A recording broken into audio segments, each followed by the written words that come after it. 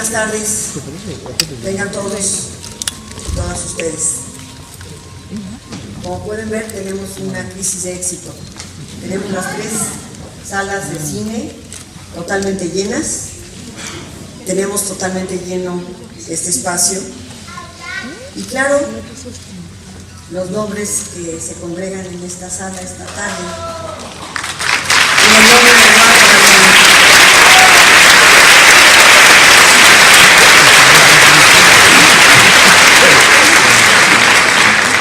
me da mucho gusto darle la bienvenida a esta sala a nombre del doctor José Narro, rector de nuestra universidad, quien por razones de agenda no pudo estar en esta ocasión, que es muy especial para la Coordinación de Difusión Cultural, porque nos unimos al siglo XXI para rendir homenaje a uno de los escritores más queridos de América Latina, Eduardo Galeano, a quien tuvimos el gusto de recibir aquí en el Centro Cultural Universitario en 2 ocasiones, en 2009 y 2012.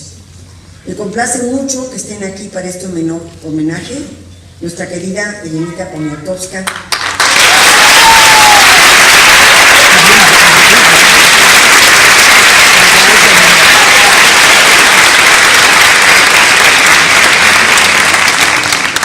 mi querida amiga la doctora Marta Lamas,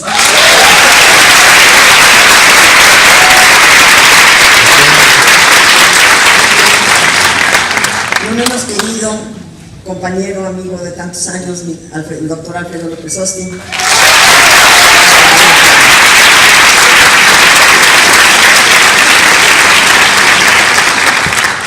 Gilberto Prado Galán, que lo recibimos con mucha alegría,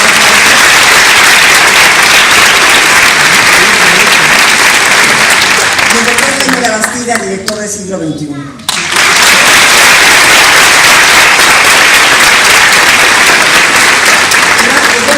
Es uno de los autores más leídos en lengua española y sin duda un escritor querido como pocos. Además, Galeano tocó los corazones de varias generaciones de jóvenes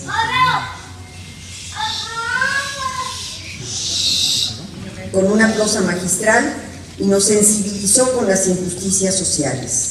Galeano nos enseñó a denunciar y a luchar con el arte como herramienta, y eso es lo que queremos desde la Coordinación de Difusión Cultural. Que el arte y la educación sean agentes de cambio social. Esta tarde, no es tarde-noche, nuestros escritores invitados van a presentar una obra verdaderamente entrañable, maravillosa, como todas las suyas, que nos atañe a todos. Mujeres, una antología donde nos cuenta la intensidad de personajes femeninos atravesados por el peso de una causa, como Juana de Arco y Rosa Luxemburgo, o su propia hermosura o talento como Marilyn Monroe o Rita Hayworth, Frida Kahlo o Marie Curie, Camille Claudel o Josephine Baker. Pero también cuenta las hazañas colectivas de mujeres anónimas, las que lucharon en la Comuna de París, las guerreras de la Revolución Mexicana, las que en un prostíbulo de la Patagonia Argentina se negaron a atender a soldados que habían reprimido a los obreros. Pero no vinieron a escucharme a mí, vinieron a escuchar a los maestros, y los invito a que disfrutemos juntos de una maravillosa velada. Gracias.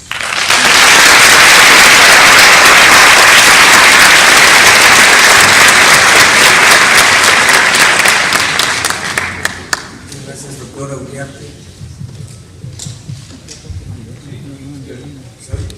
Muchas gracias, doctora Uriarte, por sus palabras. No puedo iniciar este homenaje a Eduardo Galeano sin expresar nuestro agradecimiento más profundo a la hospitalidad que nos brinda la Universidad Nacional Autónoma de México, en donde Galeano es siempre recibido con un enorme cariño. Quiero agradecer pues la magnífica disposición del señor rector don José Narro Robles para que este homenaje fuera posible. Y al mismo tiempo quiero cometer una infidencia, espero que se me perdone. El rector Narro hace unos meses se comunicó conmigo para pedirme que le ofreciera en nombre de la Universidad Nacional el doctorado honoris causa a Eduardo Galeano. Sin embargo, sin darme el motivo para no aceptar este esta distinción que me llenaba de orgullo, me dijo que no podía asistir. Evidentemente, la razón era la enfermedad que lo tenía doblado, pero con una enorme discreción ni siquiera adujo esa causa para no aceptarlo, que agradeció profundamente.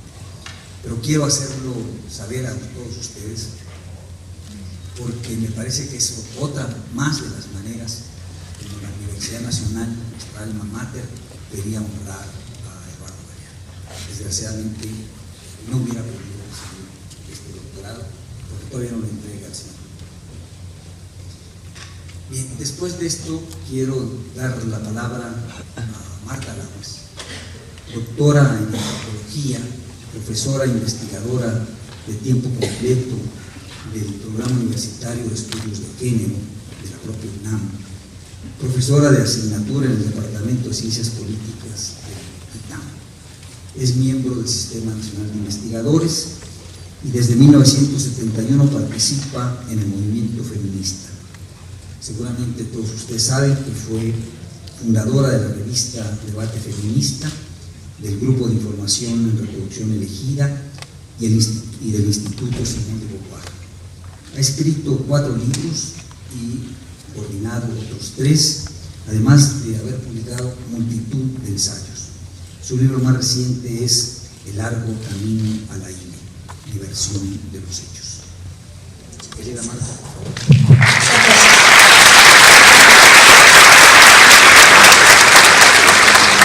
Agradezco mucho esta oportunidad. Cuando Jaime Labastida gentilmente me invitó a presentar este libro, por un instante temí que mujeres fuera una de esas mistificaciones sobre la mujer tan en boga desde hace algunos años entre nuestros intelectuales. La tendencia a ver a la mujer con M mayúscula como uno de los profundos enigmas de la existencia es muy común entre los escritores de todas las lenguas. Entre los de lengua española encontramos, por ejemplo, la cursilería de decir: a pesar de toda nuestra curiosidad apasionada por la mujer, de los ojos atónitos con que por tanto tiempo la hemos mirado, la mujer sigue siendo para nosotros un ser más fabuloso que las creaciones de la fábula, más misterioso y extraño que los continentes remotos y que las estrellas lejanas. Cierro la cita. Incluso filósofos que han retomado la idea de Simón de Beauvoir de la mujer como el segundo sexo, como el otro del hombre, y la han reformulado de una manera más leve, como Julián Marías, que dice: lo que significa la mujer para el hombre es otro sabor de lo humano. Y Marías mismo concluye diciendo que la relación entre mujeres y hombres es el descubrimiento de otro mundo, de otra manera de la realidad a la cual se asoma uno con asombro y deslumbramiento. Eduardo Galeano añade a ese asombro y deslumbramiento su crítica política radical, y así este libro se vuelve justo lo que nuestro escritor ya ha hecho y sabe hacer muy bien: una denuncia política implacable, escrita literariamente, que sorprende y conmueve. El libro consta de 170 instantáneas, retratos muy breves de mujeres que han luchado contra la injusticia o a favor de la libertad, mujeres activistas y mujeres guerreras, mujeres brujas y mujeres magas, mujeres reinas y mujeres políticas, mujeres artistas, músicas, pintoras, escritoras, narradoras, mujeres deportistas y mujeres científicas. Mujeres es un libro que nos lleva a un viaje por distintas culturas y en diversos momentos históricos para mostrar de manera implacable, aunque con agudeza y humor, las creencias sexistas que han servido para discriminar, oprimir, mutilar y masacrar a las mujeres. Insertas en una obra desarrollada a partir de un grupo de obsesiones políticas que van desde el militarismo hasta el racismo, Las mujeres de Galeano ya habían aparecido en sus otros libros. Hoy, la editorial Siglo XXI las reúne, y así todas juntas, las famosas y las desconocidas, se convierten en una potente denuncia del machismo y una interesante reivindicación del feminismo. Muchas de las figuras de las que habla Galeano son personajes de sobra conocidos, como Sor Juana, Marilyn Monroe, Emma Goldman, Louise Michel, Rigoberta Menchú, Mae West, Marie Curie, por mencionar unas cuantas. Pero otras son mucho menos conocidas e incluso totalmente desconocidas, como los centenares de jóvenes chinas de la provincia de Sichuan que, lavadas, peinadas y planchadas, aguardan el tren que las va a llevar a Pekín a amamantar a bebés ajenos para ganar así dinero para la educación de sus hijos, que mientras tanto esperan en sus aldeas que alguien les dé un biberón con leche en polvo. Galeano relata historias de mujeres dignas, valientes políticamente, como las 5 prostitutas que se negaron a dar servicio a los soldados que las buscaron luego de haber reprimido a unos peones de campo en la Patagonia, o como las mujeres vestidas de negro y con pañuelo blanco a la cabeza que en 1979 se aparecieron en una iglesia en Madrid, donde un general embajador de la dictadura argentina en España había pagado una misa. Cuando llegó el momento de la comunión, el general, ante la mirada complaciente de sus invitados, empresarios, diplomáticos y militares, se acercó al altar rodeado de sus guardaespaldas, y entonces las madres de Plaza Mayo lo rodearon a él y a sus guaruras y simplemente se le quedaron mirando fijamente. Simplemente lo miraron fijo. Galeano cuenta actos de congruencia existencial de algunas mujeres, como el que ocurrió en 1942 en Mallorca, luego de la derrota de la República Española por los fascistas. A la cárcel llegaron el obispo y el gobernador, pues se había anunciado que Matilde Landa, roja y jefa de rojos, y sobre todo atea, sería convertida a la fe católica. Pero la presa no apareció en el momento indicado y de pronto se la vio en la azotea del penal desde donde se suicidó arrojándose. No obstante, el acto de convertirla al catolicismo se llevó a cabo, pues el obispo tocó su cuerpo estallado con agua consagrada. En el libro aparecen mujeres famosas cuya existencia yo desconocía, me di cuenta de lo ignorante que soy, como Ada Byron. Galeano nos cuenta que Ada estudia por su cuenta matemáticas y que a los 27 años publica un trabajo científico revolucionario que la convierte en algo así como la primera programadora de la historia. Y en 1852, a punto de cumplirse 37 años, muere justo a la misma edad que su padre, Lord Byron, a quien nunca conoció.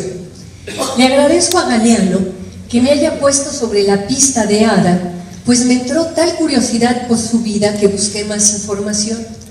Resulta que fue hija no solo de Lord Byron, sino también de Annabella Milbank, una matemática que se queda a cargo de la chiquita de 1 año cuando se divorcian. Ada crece en un ambiente científico y a los 18 años conoce a Charles Babbage, hoy considerado el padre de la computación, en una conferencia sobre la máquina analítica. Y a Ada se le ocurre un plan para que esa máquina calcule otras cosas. Y así ese plan se va a convertir en lo que hoy se considera el primer programa de computación. Pero la vida de Ada es trágica y en ese sentido es paradigmática. La casan a los 20 años y rápidamente tiene 3 hijos. Y cuando acaba de parir al tercero, retoma sus clases de matemáticas y a los 27 años publica su increíble aportación científica, pero nada más la firma con sus iniciales, no fuera a ser que si veían el trabajo firmado con el nombre de una mujer, no le dieran crédito. Ada muere muy joven, sin que la comunidad científica de su tiempo le reconozca su genio, y será un siglo y medio después que John von Neumann y Alan Turing deciden ponerle el nombre de Ada a su programa básico de computación como un reconocimiento póstumo a ella. Otra personaje famosa que me encantó y que me descubrió Galeano es el de la emperatriz Teodora, quien en los años 500 después de Cristo amplió los derechos de las mujeres. Galeano dice que gracias a Teodora el imperio cristiano bizantino fue el primer lugar del mundo donde el aborto fue un derecho, donde no se penaba con muerte el adulterio, donde las mujeres tenían derecho de herencia, donde estaban protegidas las viudas y los hijos ilegales, donde el divorcio de la mujer ya no era una hazaña imposible y donde no estaban prohibidas las bodas de los nobles cristianos con mujeres de clases subalternas o de religión diferente. También investigué sobre esta increíble precursora del feminismo. Galeano es muy sutil al hablar del turbio pasado de Teodora. Los historiadores lo dicen claramente. Trabajó en un burdel, era una meretriz, yo respeto mucho a las trabajadoras sexuales, que luego se volvió actriz. Cuando la conoce Justiniano, se enamora de ella por su belleza, su ingenio y su carácter divertido. Y aunque quiere casarse con ella, hay una ley que impide a los oficiales del gobierno, a los gobernantes, a matrimoniarse con actrices. Es una ley que podríamos traer aquí a México. Y Justiniano es el heredero al trono de su tío Justino. Pero resulta que el tío le encanta a Teodora y decide eliminar esa ley para que su sobrino cumpla su deseo. Así Teodora se convierte en lo que algunos historiadores han calificado como la mujer más influyente y poderosa de la historia. Es una emperatriz reinante, es corregente y su valentía ha sido registrada por varios cronistas de la época que le adjudican parte sustantiva en la brillantez de lo que fue Bizancio. Galeano también me descubrió aspectos desconocidos de mujeres famosas, de las que sí sabía yo su existencia, y sus comentarios me hicieron verlas con otros ojos. Y esta capacidad de mostrar algo nuevo en lo ya sabido tiene que ver con lo que el propio Galeano dijo hace tiempo, lo cito: creo que la literatura es comunicación o no es nada. Cierro. Lo que Eduardo Galeano comunica con inteligencia y humor en este libro de mujeres es su muy especial manera de ser feminista. Como hombre sensible y siempre atento a denunciar las injusticias y los dolores, era razonable que pusiera su mirada en las barbaridades que se hacen contra las mujeres. Pero la manera en que desarrolla la denuncia en este libro es un ejemplo de concisión y de elegancia. Por ejemplo, un eficaz alegato a favor de la interrupción legal del embarazo está en un brevísimo texto de apenas 5 líneas titulado Las vueltas de la vida, y dice así: el Partido Conservador gobernaba en Nicaragua cuando en este día 27 de abril de 1837 se reconoció a las mujeres el derecho de abortar si su vida corría peligro. 170 años después, en ese mismo país, los legisladores que decían ser revolucionarios sandinistas prohibieron el aborto en cualquier circunstancia y así condenaron a las mujeres pobres a la cárcel o al cementerio. Ese es el texto sobre el aborto. Por último, conocí personalmente a Eduardo Galeano hace 3 años, mientras esperábamos que iniciara la ceremonia del premio Amalia Solórzano en el Palacio de Minería. Me pareció un hombre melancólico, preocupado por su salud, pero con un humor irónico y fino que incluso se aplicaba a sí mismo. Recordé entonces que hace poco, al hablar de las venas abiertas de América Latina, se había hecho una autocrítica genial con gran sentido del humor. Galeano dijo que no sería capaz de leer su libro más famoso hoy en día, y lo cito, dice: caería desmayado, Para mí, esa prosa de la izquierda tradicional es aburridísima. Mi físico no aguantaría, sería ingresado al hospital. Cierro la comillas. Este libro que hoy presentamos, dedicado a cuestiones y personajes femeninos, es todo menos aburrido. Galeano aborda muchísimas cuestiones clave, con textos que transminan una mezcla provocadora de humor e indignación. Por eso quiero enmendar una idea que Galeano expresó de sí mismo. Él dijo: yo también soy la suma de todas mis metidas de pata. Cierro la cita. Por mi parte pienso que él también es la suma de todos sus aciertos, y este libro contiene muchas de las acertadas palabras que Galeano ha escrito sobre las mujeres. Que lo disfruten. Gracias.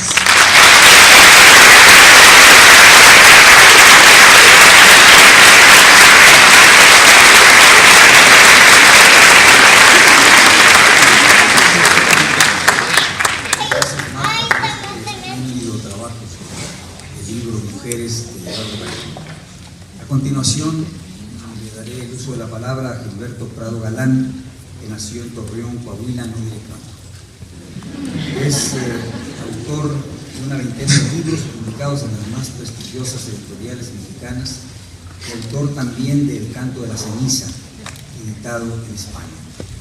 Prado Galán ha sido ganador de importantes premios literarios, tanto nacionales como internacionales, y entre ellos destaca el galardón Lía Kostakowski, cuyo jurado que le otorgó el premio, estuvo formado por García Márquez, Carlos Fuentes y el propio Eduardo Galeano. Es autor, esto sí es asombroso, de más de 30,000 palíndromos. Yo nunca he podido hacer uno, ¿no? Y compendió su quehacer en este rubro en el libro efímero Lloré mi fe. Colabora de manera frecuente en diarios nacionales y participa con mucha asiduidad en la radio Ibero 90.9. Es académico en la Universidad Iberoamericana y coordinó el área de difusión cultural de esa casa de estudios durante largos años. Por favor, Gilberto. Muchas gracias. Voy a quitar la...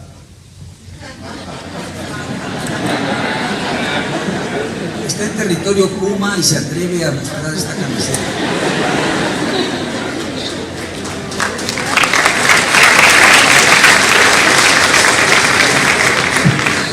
No, bueno, tiene que ver con el arregosto, la afición que tenía Eduardo Galeano por el fútbol. Escanciado este arregosto en el libro El fútbol a sol y sombra. Y en la relación epistolar que yo sostuve con Eduardo Galeano durante 9 años, pues siempre mencionaba a él que tenía ganas de ir a Torreón a ver al Santos, y yo le decía que yo quería ir a Montevideo para ver al Nacional, porque él siempre fue hincha, forofo, fan del Nacional de Montevideo, pero nunca se pudo dar esta circunstancia. En una carta dice: voy al DF, voy al Estado de México, pero no me alcanza para ir a la comarca lagunera. Pero bueno, yo reconozco el gusto y también comparto el gusto de Eduardo Galeano por el fútbol. Y recuerdo que yo conocí a Galeano en 1994, a propósito de la entrega del premio Lía Kostakowski, y ahí nos fuimos Leticia, Eduardo Galeano, unos amigos y yo a una cantina que se llamaba La Guadalupana, no sé si ustedes lo ubican o lo ubicaban, y ahí estuvimos tomando hasta las agrias albas, como diría el poeta.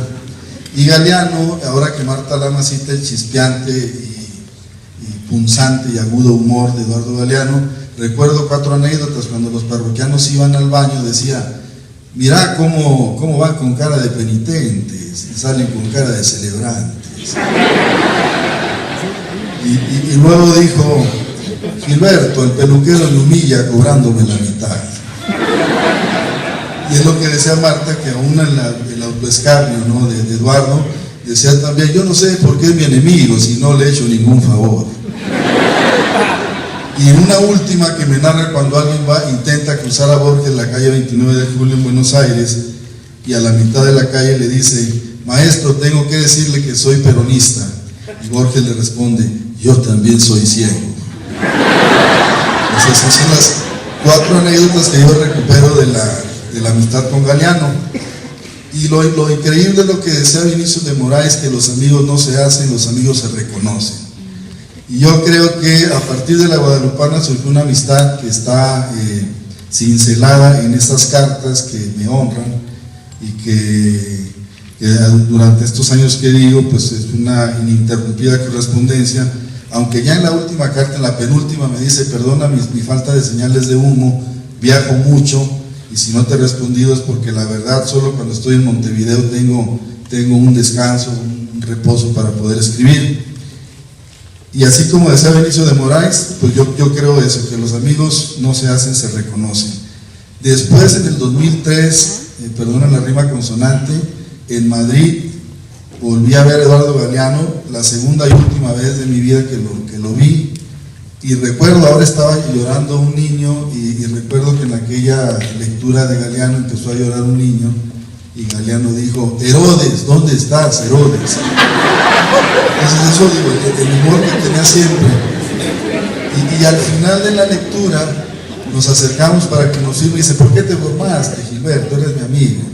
Y entonces adelante de nosotros estaba la madre del niño y le llevaba un zapatito y le dice: se lo voy a regalar, es el zapato del niño que le interrumpió con su llanto su discurso, y el otro fírmemelo por favor. Y Galeano le dice: sí, pero hay que llamar a Herodes urgentemente, otra vez. Bueno, voy a leer mi comentario, aquí ya me llevé 4 minutitos, mi comentario del libro Mujeres. Y pues la verdad que la generosidad de Galeano fue para mí una generosidad sin orillas. En las cartas me habla de sus libros, de que está escribiendo un libro que se iba a llamar Americuentos, y que luego el libro le pidió llamarse Las Palabras Andantes. En otra carta habla de que está haciendo el libro El Fútbol a Sol y Sombra, y en una tercera que está haciendo el libro de los abrazos. Bueno, Mujeres, palabras para salir del manicomio.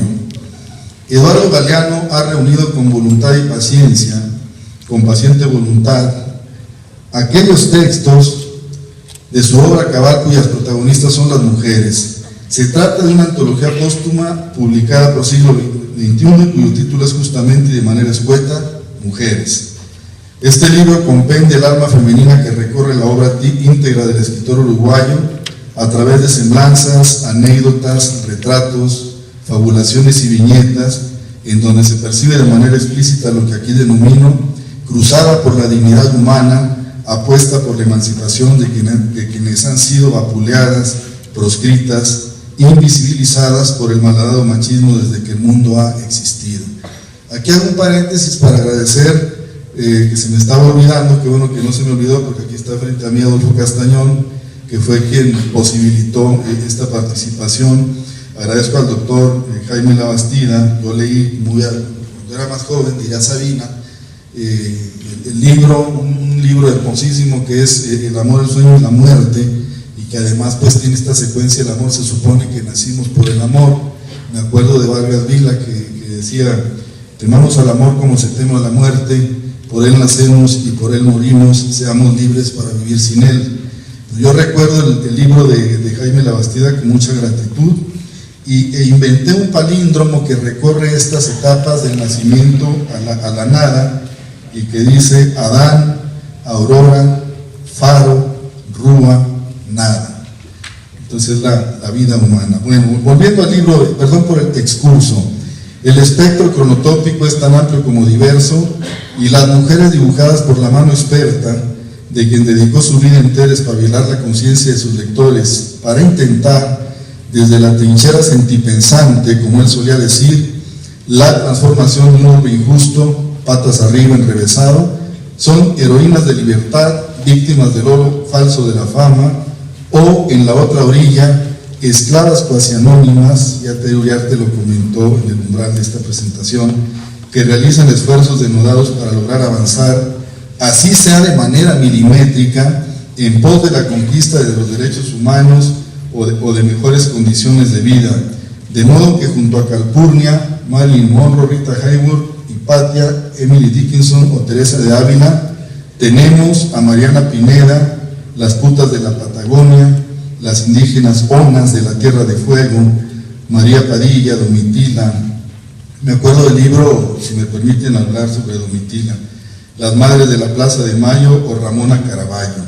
El común denominador de las mujeres pintadas en cuerpo y alma por Galeano es que de alguna u otra manera han padecido el flagelo de la dominación, sometimiento y encono de los hombres, flagelo explícito en la siguiente frase: no hay mujer que no resulte sospechosa de mala conducta. Según los boleros, son todas ingratas. Según los tangos, son todas putas, menos mamá.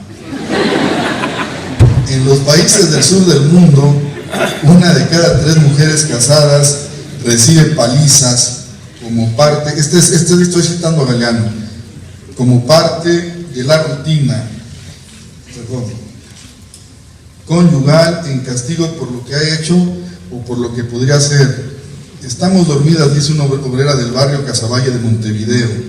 Algún príncipe te besa y te duerme. Cuando te despiertas, el príncipe te aporrea. Los géneros literarios se entrecruzan alentados por una prosa poética donde campean la retranca irónica, el humor acidular o acicular, es decir, humor ácido o humor agudo, según se vea, el dato curioso, la resurrección de algunos pasadizos de la historia y el feliz abrazo de la imaginación con la fronda reminiscente. De suerte que el hermoso y a un tiempo angustiante, por lo que denuncia tapiz trazado por Eduardo Galeano, obedece a una intención fractal. Esto es, tómese cualquier historia al azar, al tuntún, en Cuba dicen al tuntún, porque es el sonido que hace el bastón del ciego cuando topa con la cera, con el asfalto, al tuntún.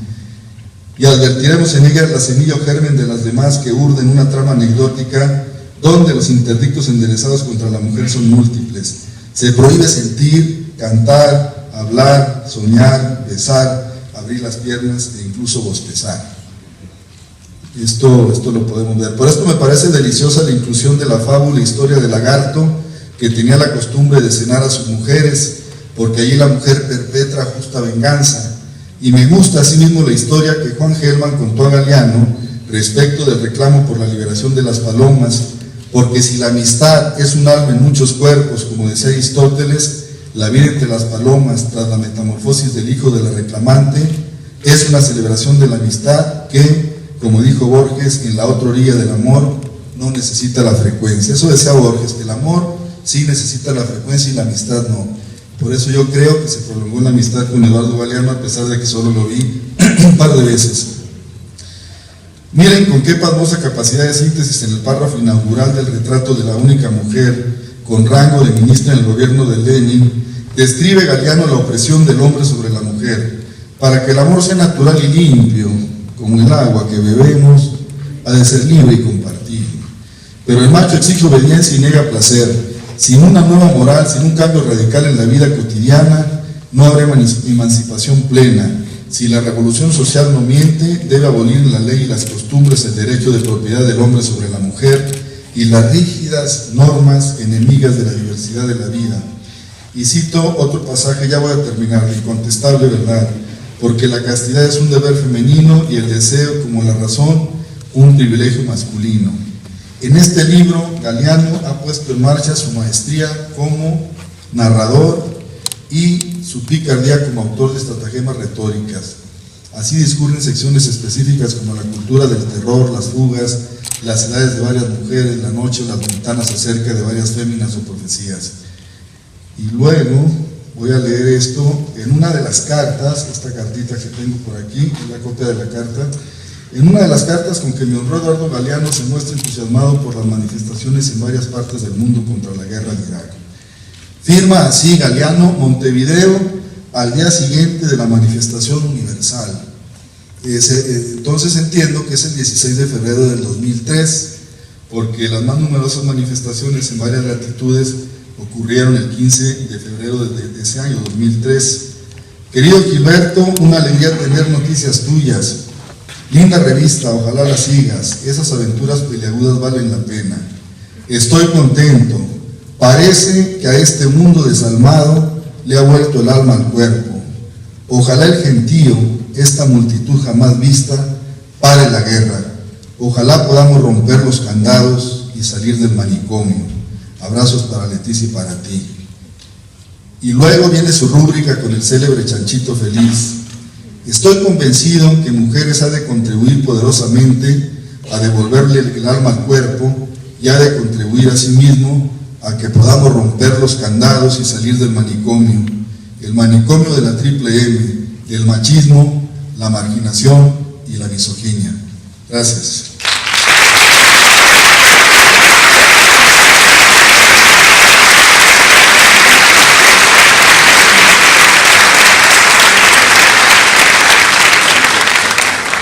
Gracias, Alberto, por ese texto y me recuerdas tantas anécdotas de nuestro querido amigo Eduardo Galeano. Hará uso de la palabra ahora Alfredo López Austin, que, como ustedes saben, es uno de los, ¿qué podríamos decir?, de los tres pies sobre los cuales se apoya la investigación histórica sobre nuestro pasado prehispánico. Los otros dos son Miguel León Portilla y Eduardo Matos Montezuma. Es doctor en Historia por la UNAM, investigador de esta casa de estudios desde 1965, es profesor en la Facultad de Filosofía y investigador en el Instituto de Investigaciones Antropológicas, ha publicado muchos libros, señalo solamente dos: Cuerpo Humano, Ideología y Los Mitos del Tlacuache.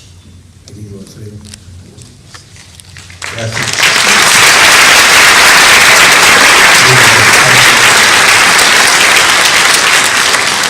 Quiero manifestar con el agradecimiento por esta invitación que se me ha hecho aquí, mi admiración por Galeano y lo feliz que me encuentro en esta compañía, de esta mesa, y obviamente con todos ustedes.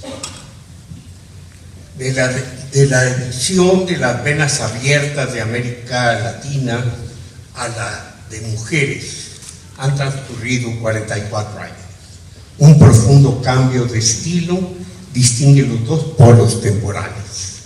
¿Buscó Galeano un estilo más propio o existió en él, por el contrario, una transformación personal? La primera respuesta no satisface.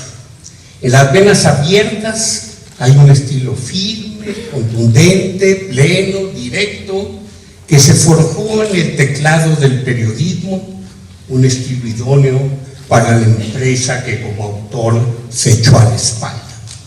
Es difícil imaginar la magnitud de esta obra si otro hubiera sido su estilo. ¿Existieron entonces dos Galeanos, primero y segundo?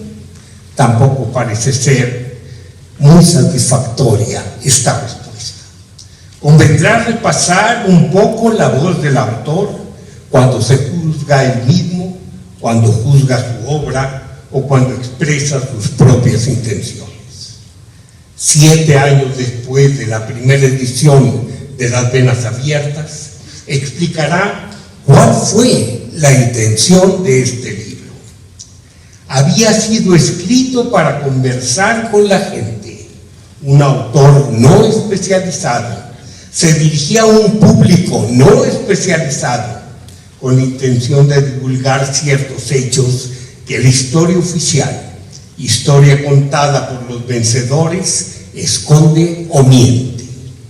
En unas cuantas palabras, aclara emisor, receptor, forma y propósito. Solo tendríamos que hacer una observación. Galeano era un historiador. Estaba especializado como pocos en la historia inmediata a través del ejercicio del periodismo. No lo era en cuanto a una historia de rangos cronológicos y geográficos tan amplios de la que ningún historiador puede jactarse de ser especialista.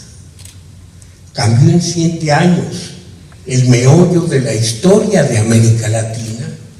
Cambió tal vez la otra historia, la narrada en su forma oficial. En cuanto a la primera historia, la del acontecer, Galeano reconocía con tristeza que a través de los siglos nuestra riqueza ha generado siempre nuestra pobreza para alimentar la prosperidad de otros. Pero Galeano se negaba a aceptar este hecho como un destino eterno, idiosincrático.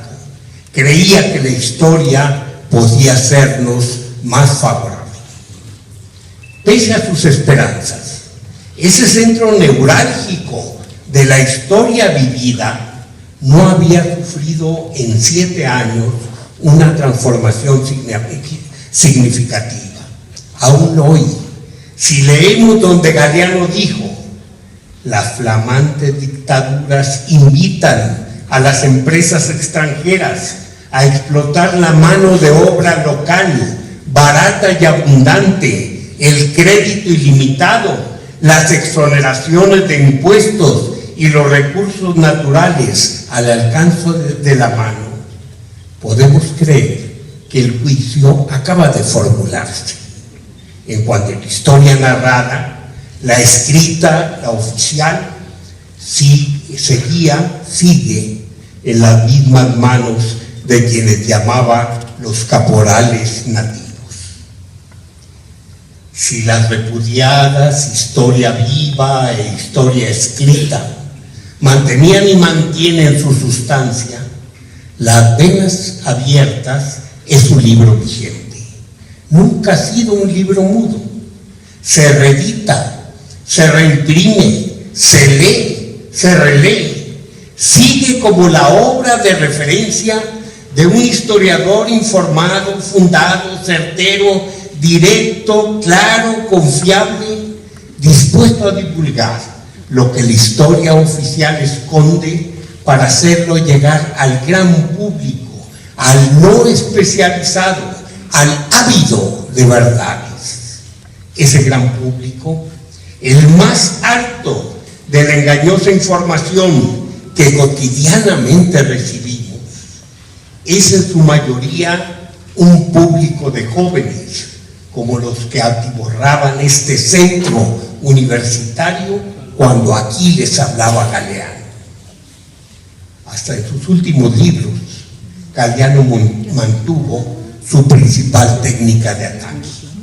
Frente a la corrupción gubernamental y la hipocresía o el cinismo ya normalizados, cuando la podredumbre es tan común que ya a nadie conmueve, Galeano desnuda. Basta un dato duro o un ejemplo histórico, hasta una mera anécdota para confrontar la mentira. En ocasiones es un principio que en su sencillez lleva una interpretación histórica. El subdesarrollo, decía, no es una etapa del desarrollo, es su consecuencia. En otras ocasiones, Galeano exhibe el trasfondo político de lo que los propios falsarios expresan como verdad natural o ley social o su propio destino. En otras, aporta una prueba obscena de doble moral. En fin, que la vieja técnica de provocar desnudos encuentra vetas inagotables en cualquier terreno, en cualquier estilo, en cualquiera de las épocas de su extensa producción. Dejemos lo permanente de Galeano, pasemos a los cambios. El primero, sin duda, es la organización de sus libros. Frente a la rigurosa estructura de Las Venas Abiertas, las últimas obras parecen desvertebradas, como lluvia de estrellas. Algo ordenan los títulos, algo agrupan los capítulos, pero casi siempre es igual, ir de principio a fin que de fin a principio. Lo organizado en Las Venas Abiertas se desgrana como volantes de arbitraria secuencia. Parece que Galeano retrocede al siglo XIII, cuando en España se tradujeron del árabe el último eslabón, Calila Edimna o el Sendebar, o poco después cuando apareció el Conde Lucanor, obras todas formadas con exempla, segmentos que podían utilizarse a conveniencia en sermones, discursos cortesanos, consejos a gobernantes, según la ocasión o la necesidad. ¿Cuál fue la razón de tal diferencia entre la estructura estricta y las piezas sueltas? Quiero suponer que Galeano concibió etapas. La primera, las venas abiertas de América Latina, sería el referente histórico, serio, canónico, el armazón cronológico, geográfico, temático, que contenía los datos esenciales. La segunda, los exemplas de Galeano, eran un acervo de información gigantesco y libre, de segmentos incorporables que en aquel armazón adquirían ubicación y sentido.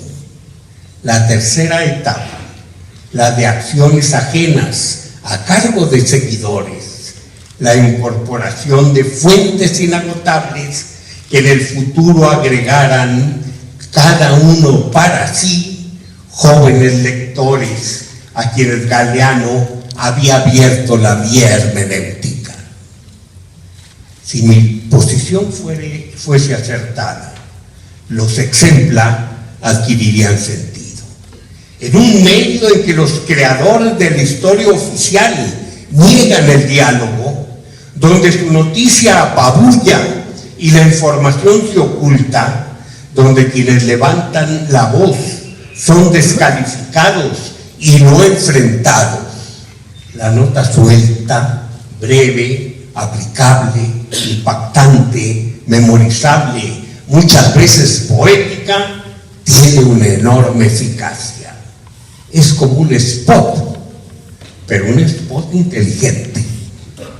Y es un spot apoyado en un referente de sentido. Paso a otro cambio, el de las fuentes de información. En las venas abiertas de América Latina, un historiador que abarca un largo periodo y una vasta geografía requiere el auxilio de sus colegas. Galeano cita a pie de página a un considerable número de especialistas, va a documentos probatorios, a apoyos de interpretación o a la interpretación autorizada del doctor. Queda esto en las venas abiertas. Después, la información se hace variada. En cierta ocasión, alguien preguntó a Galeano por el origen de un mito que explicaba la costumbre de los perros de olerse el culo, según lo había registrado en las palabras andantes. Galeano contestó que aquel libro había sido escrito hace ya algunos años como aventura de la libertad. Dice, se nutrió de mitos y de historias, 1000 cosas leídas o escuchadas, y la verdad es que he perdido el rastro que podría devolverme a las fuentes. En otras palabras, el mito se había independizado de su origen para servir como pieza móvil, útil en cualquier momento. Afirma en Mujeres, me lo contó Rosa María Mateo. En ocasiones él mismo es el supuesto testigo. En Perú, una maga me cubrió de rosas rojas, y llega a basarse en grandes historiadores como Heródoto, con tal desfachatez que no sabemos si lo que relató el viajero griego de Artemisa es la historia o es el cuento que contó Heródoto.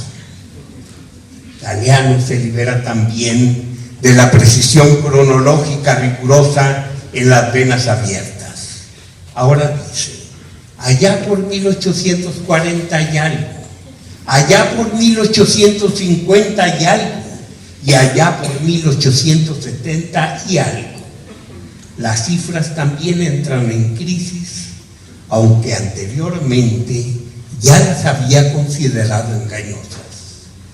Aunque sonrían las estadísticas, nos dijo, se jode la gente. En sistemas organizados al revés, cuando crece la economía, también crece con ella la injusticia social. Su mundo posterior se invade entonces de una oralidad que construye la otra clase de historia, la más creíble en la vida cotidiana, la popular, en la que queda la memoria ejemplar. Llega a la anécdota, de la anécdota pasa a la leyenda, de la leyenda al mito, al cuento, al chisme, a todo lo que, si no es real, es fiel producto y reflejo de lo real.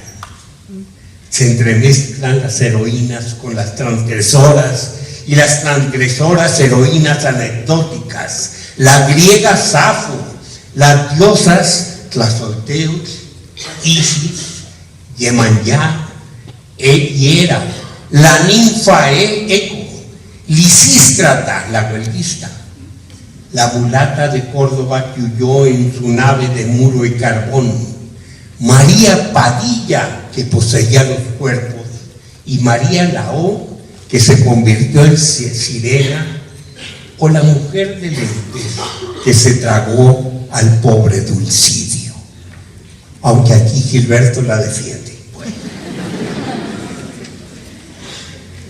Es el ámbito de mujeres y es el ámbito femenino, pero no es un ámbito nuevo en Galeano, ni son nuevas sus historias.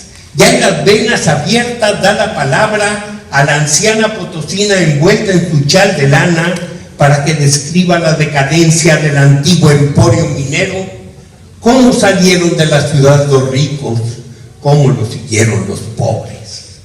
En su libro en su libro Espejos, el exemplum se remota al Paleolítico. Nos dice, ¿cómo pudieron ellos, nuestros remotos abuelos, pintar de tan delicada manera? ¿Cómo pudieron ellos, esos brutos que a mano limpia peleaban contra las bestias, crear figuras tan llenas de gracia? ¿Cómo pudieron ellos dibujar esas líneas volanderas que escapaban a las rocas y se iban al aire? ¿Cómo pudieron ellos? ¿O eran ellas? Cuando Galeano sabe que con la mujer la historia se embellece, se agudiza el ejemplo, se convence el intelecto, fantasea con el mayor realismo al preguntar: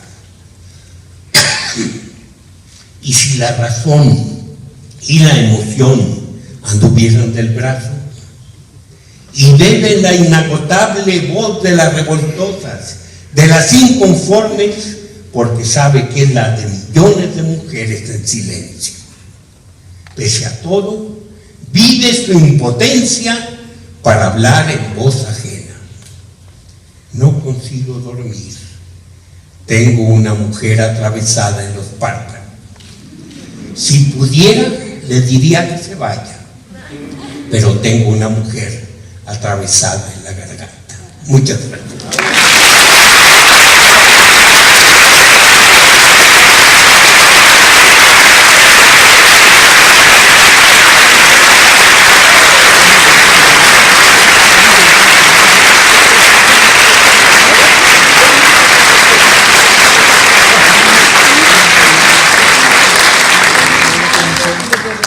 Gracias, Alfredo, por este extraordinario análisis estilístico de la obra de Eduardo Galeano. Va a hablar por último Elena Poniatowska Amor, que todos ustedes conocían.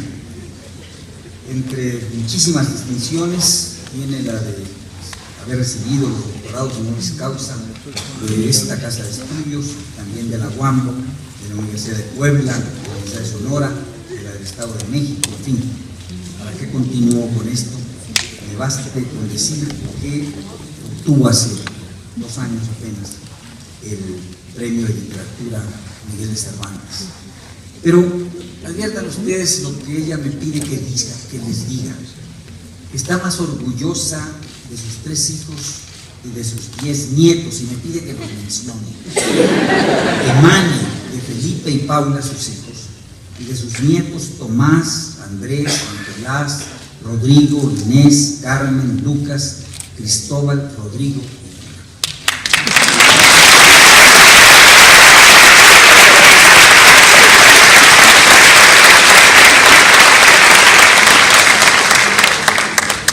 Eduardo Galeano era nuestro, era mexicano, era uruguayo, era salvadoreño, era chileno, era argentino, era paraguayo, era la sangre en nuestras venas abiertas, abarcaba al continente entero. Eduardo Germán María Hughes Galeano nació en Montevideo el 3 de septiembre de 1940 y murió de cáncer del pulmón, el 13 de abril de 2015 en Montevideo. Antes de dedicarse a la literatura, trabajó en una fábrica, también fue mandadero y dibujante, de ahí sus chanchitos, sus cochinitos, allá se les dice chanchitos. En la dedicatoria de sus libros, al igual que La flor de largo tallo en los de Gabriel García Márquez. Lo conocí con Arnaldo Orfila Reynal y Laurette Séjourné en la Casa de la Morena número 430, primera sede de la editorial Siglo XXI. En torno a la mesa de los Orfila se reunían los grandes exiliados de las dictaduras de América Latina, las víctimas de golpes de Estado, los intelectuales que condenan el régimen militar de su país. Chilenos, uruguayos, argentinos se sentían protegidos por la editorial Siglo XXI. A Galeano, el horrible dictador argentino Videla lo tenía en su lista negra. Total, yo era la única inconsciente, libre y feliz en esa mesa, pero al leer sus libros comencé a sentir lo que podía significar la falta de libertad y adquirí, gracias a ellos, una conciencia que me hacía mucha falta. Galeano nos cuenta nuestra historia desde la creación, Adán y Eva y el Popol Vuh, hasta 1986, cuando le escribe una carta a Orfila Reynal desde Montevideo y le asegura que escribir Memoria del Fuego fue una alegría, porque, dice él, cito, como dice, ahora me siento más que nunca orgulloso de haber nacido en América, en esta mierda, en esta maravilla, durante el siglo del viento. Más no te digo, porque no quiero palabrear lo sagrado. Palabrear lo sagrado significa embarrar, echar a perder, festinar, utilizar, envilecer, cotorrear, y eso es precisamente lo que jamás hizo Galeano. Por eso se fue despojando uno a uno de todos los atributos de la gloria. Acaba de contar Jaime que no vino a recibir el doctorado honoris causa. Se despojó de todos los atributos de la gloria, de todas las prebendas y los reconocimientos. Llegó limpio al final de su vida, desnudo de afeites, sin un solo mecanismo de defensa. Quizás se rebeló, pero a nadie se lo dijo, ni siquiera a su mujer. Galeano recoge los episodios, los sentimientos, las ideas de nuestra historia que más lo impactan y los saca de los bolsillos de su pantalón mientras va caminando como dulces, como si fueran dulces, envueltos en papelitos de colores, que va regalando al primero que pasa. Ándale, chúpate este. Después de leerlo, conocemos mejor nuestro continente y lo conocen mejor los demás pueblos de la tierra. Nunca nadie le había hecho a la historia un servicio tan grande, ponerla al alcance de todos, sabios e iletrados. Los iletrados son a veces quienes más saben. Bernard Shaw solía decir: cuando yo tenía 7 años, tuve que interrumpir mi educación para ir a la escuela. Galeano vino a México en varias ocasiones y tuve el honor y el privilegio de entrevistarlo, a veces en La Morena, a veces en la Fonda del Refugio, a veces en su hotel. Cada vez que venía, le rendía él homenaje a México. Era fácil constatar que iba despojándose de todo hasta quedar en un puro árbol escueto, a la manera de Juan Rulfo, su maestro. Recuerdo especialmente este textito sobre Zapata que nos atañe directamente y que él llamó Resurrección. Dice, nació, dice, con una manita tatuada en el pecho. Murió acribillado por 7 balazos. El asesino recibió 50,000 pesos y el grado de general de brigada. El asesinado recibió a una multitud de campesinos que, sombrero en mano, visitaron su muerte. De sus abuelos indios habían heredado el silencio. No decían nada o decían, pobrecito. Nada más decían, pero después, poco a poco, en las plazas de los pueblos se fueron soltando las lenguas. No era él, otro era. Muy gordo lo vi. Le faltaba el lunar de arriba del ojo. Se fue en un barco, salió de Acapulco. En la noche se voló en un caballo blanco. Se fue para Arabia. Arabia queda muy lejos, más lejos que Oaxaca. Ahorita vuelve. En una de las entrevistas insistí. Rulfo decía que iba podando sus textos de toda la hojarasca para dejarlos en el puro árbol, en el palo seco. Él fue mi maestro, respondió Galeano. Me enseñó a escribir con el hacha, además de con la pluma.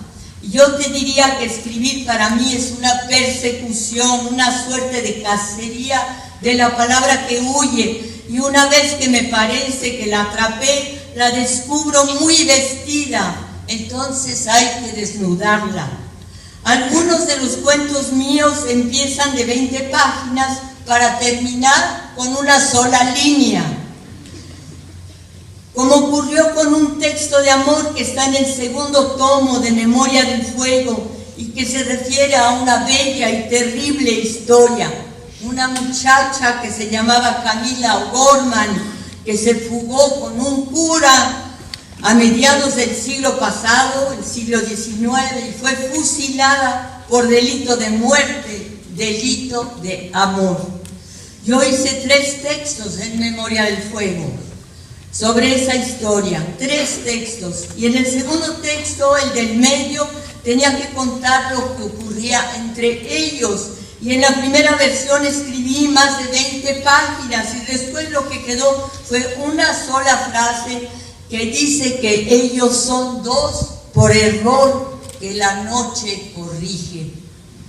No siempre el proceso conduce de las 20 páginas a la línea sola, pero sí es verdad que recibimos la palabra muy vestida de retórica inútil y de toda una fronda que rodea a la que vale, la que merece existir, la que contiene electricidad de vida.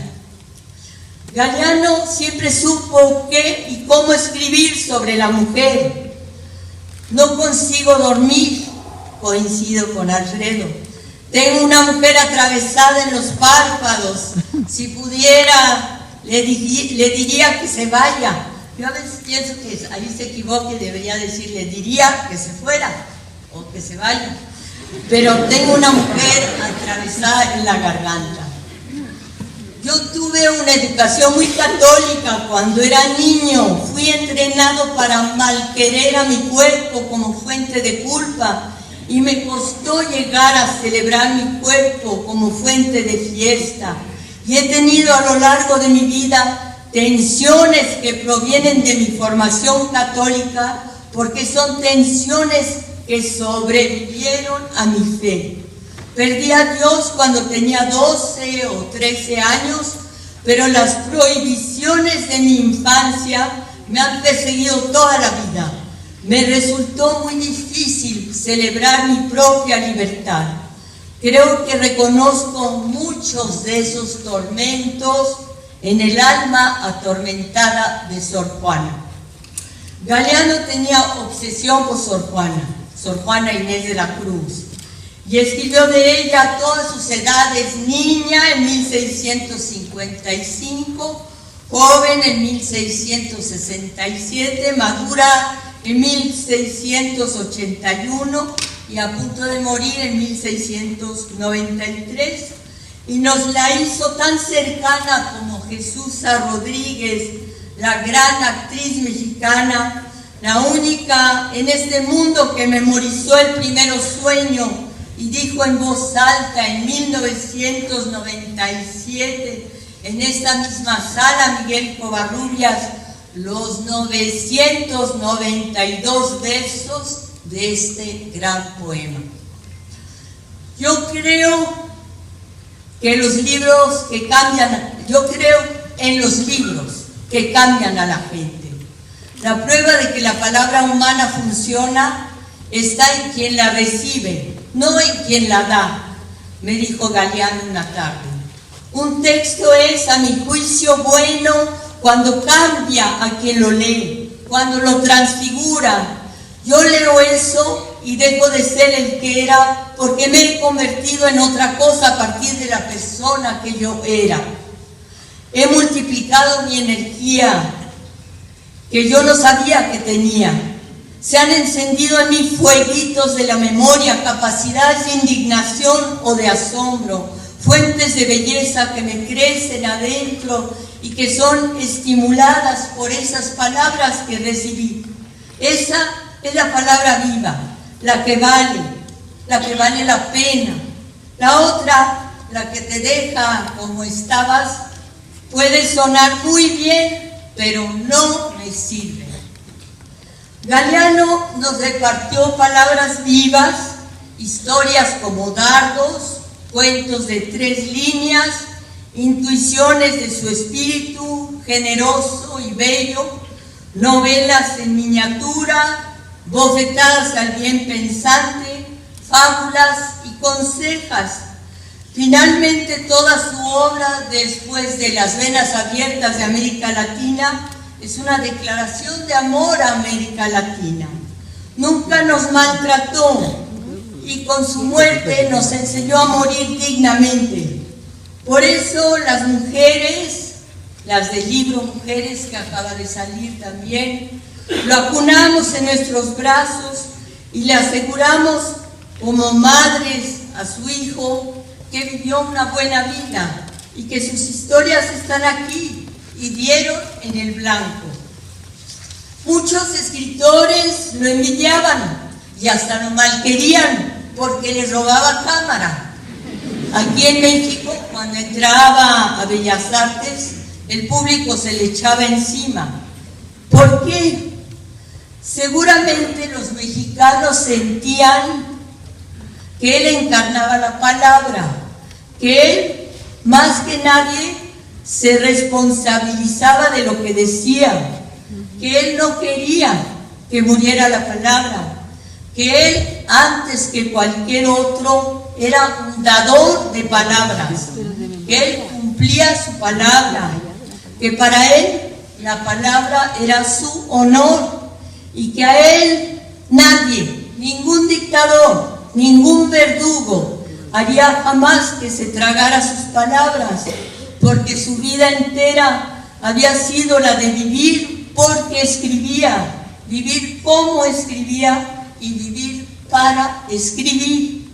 Por eso hoy mismo, martes 9 de junio de 2015, en esta sala, Miguel Covarrubias, regresa Eduardo Galeano, porque así como nunca nos falló, es incapaz de fallarnos ahora.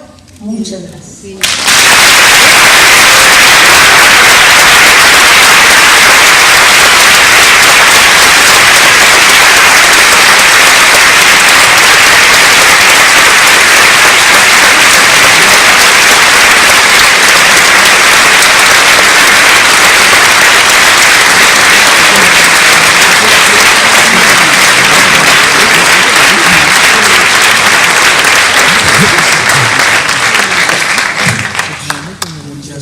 Muchísimas gracias a nuestra querida Elena por este bellísimo texto sobre Eduardo Galeano. Me recuerda, Marta, que estaba en el programa la proyección de un video sobre Eduardo, pero ¿es así o no? ¿Dónde está? ¿Lo vemos aquí de espaldas? Ah, bueno, muy bien. Entonces, que se apague la luz para ver el video.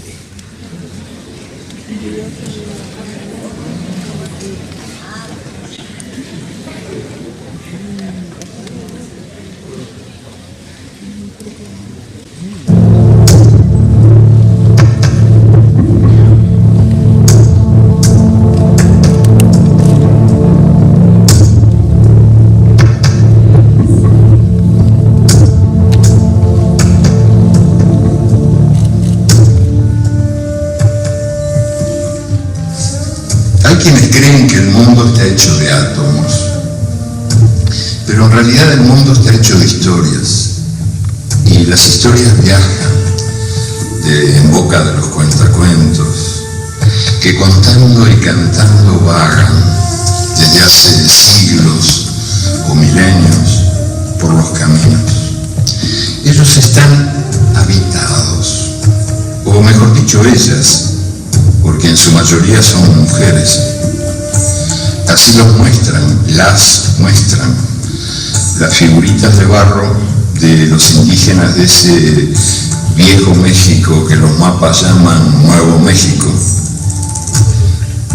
porque a los cuentacuentos, la gente se les sale por los poros. Estas narradoras de la memoria colectiva están brotadas de personitas que asoman por todos los agujeros de sus cuerpos. Están llenas de gente y saben contar porque saben escuchar. No son mudas porque no son sordas y cuentan sabiendo.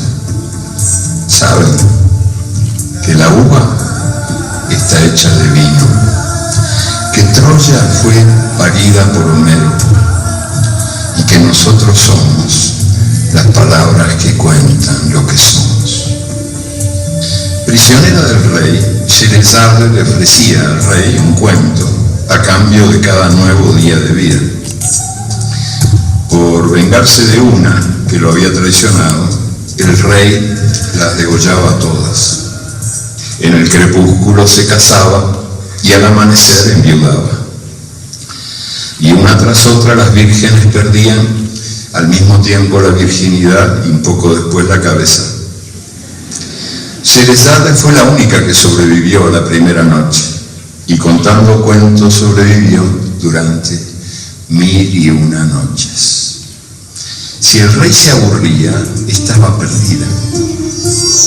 Del miedo de morir nació la maestría de narrar. Y ahí nació también el primer mandamiento de la gente del oficio: prohibido aburrir. Los cuentos que se cuentan dependen del punto de vista de cada cuentacuentos. Lo que se mira depende del lugar desde donde se mira y de quién mira ¿Y cómo? Si las santas y no los santos hubieran escrito los evangelios, ¿cómo sería la primera noche de la era cristiana? San José, contarían las santas, estaba de mal humor. De muy mal humor. Él era el único que tenía cara larga en aquel pesebre donde el niño Jesús recién nacido resplandecía en su cuna de paja. Y todos sonreían, la Virgen María, los angelitos, los pastores, las ovejas, el buey, el asno, los magos venidos de Oriente, y hasta sonreía la estrella que los había conducido hasta Belén. Todos sonreían, menos uno. San José, sombrío, murmuró: yo quería una nena.